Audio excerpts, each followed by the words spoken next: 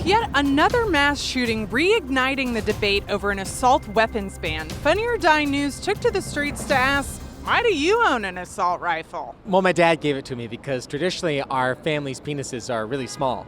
Self-protection. See, there's all these raccoons in my backyard who stole my old guns and learned how to use them. It's legal, so I thought, why not? I get depressed a lot, and having one makes me feel like $1,000,000. Impulse buy. I use it to cook my bacon. Same reason Ted Cruz has one.